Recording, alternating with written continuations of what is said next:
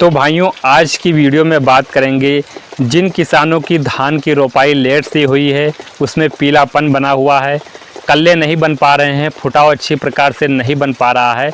इसके पीछे कारण क्या है, कौन से उपाय करने चाहिए, कौन से तरीके अपनाना चाहिए, पूरी जानकारी किसान भाइयों मिलने वाली है।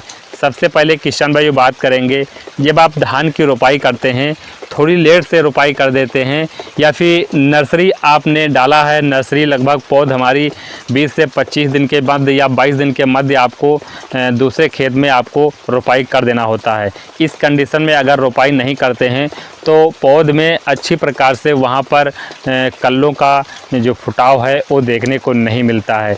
तो इसके लिए क्या करना है किसान भाइयों, एक हम खाद बताएंगे, उसको अगर कॉम्बिनेशन मिला करके अपने खेत में डाल देंगे तो वहाँ पर 100% आपको लाभ मिलेगा।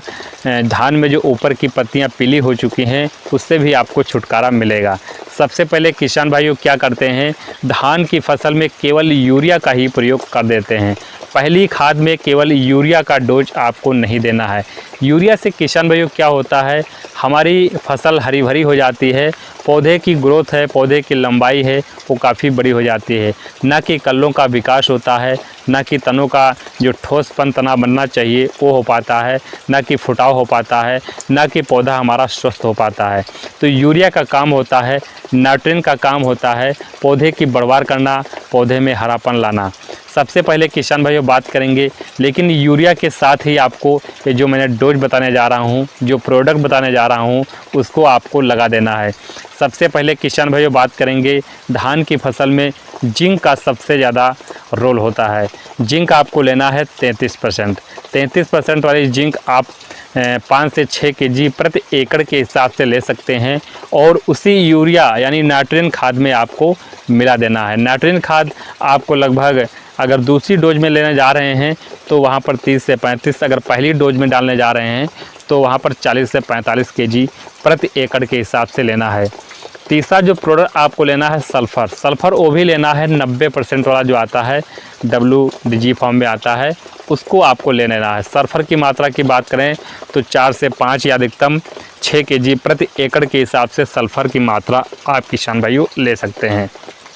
सल्फ़र जब यूरिया खाद में मिलाते हैं तो यूरिया की जो क्षमता है वो काफ़ी ज़्यादा बढ़ जाती है। अगर 50% काम कर रही है तो सल्फ़र मिलाने के बाद 100% काम करेगी।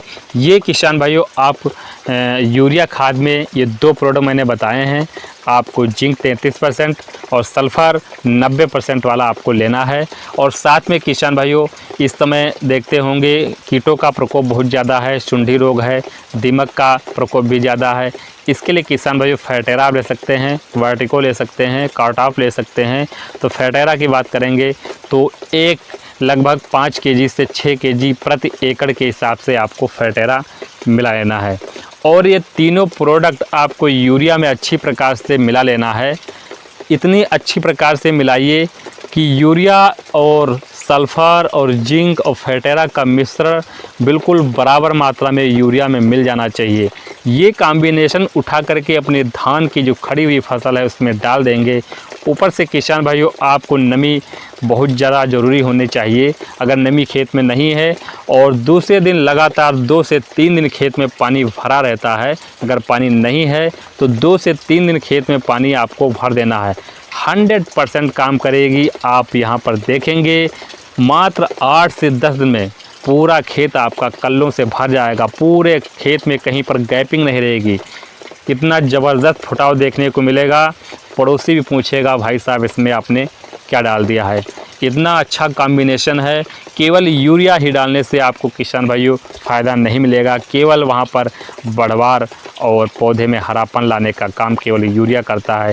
साथ में आपको जिंक मिलाना होगा, सल्फ़र मिलाना होगा, फेटेरा मिलाना होगा, मैग्नीशियम सल्फ़र मिलाना होगा, फेरस सल्फ़र मिलाना होगा। जिन किसानों के खेत में वहाँ पर आयरन की कमी दिखाई दे रही है, फेरस सल्फ़ेट की कमी दिखाई दे रही है, तो खैरा रोग अगर लग जा रहा है तो उसके लिए किसान भाइयों आपको यहाँ पर जो मैंने बताने जा रहा हूँ कि खैरा रोग लगी है तो उसके लिए अमोनियम सल्फ़ेट अमोनियम सल्फेट आपको 50 kg प्रति एकड़ के हिसाब से आपको डाल देना है।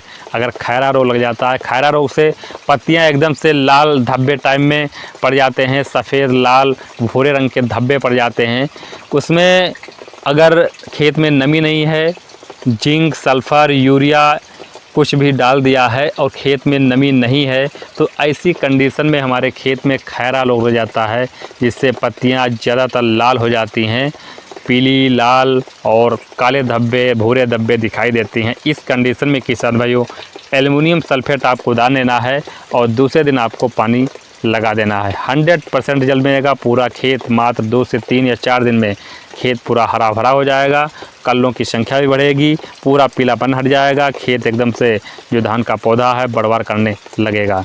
ये किसान भाइयों ये छोटी सी जानकारी आपको कैसी लगी? अगर पसंद आई हो तो प्लीज़ वीडियो को लाइक कर देना। चैनल पर नए हैं चैनल को सब्सक्राइब कीजिए, वीडियो को लाइक कीजिए, अन्य किसानों को भी शेयर कीजिए। मिलेंगे अगली वीडियो में नया टॉपिक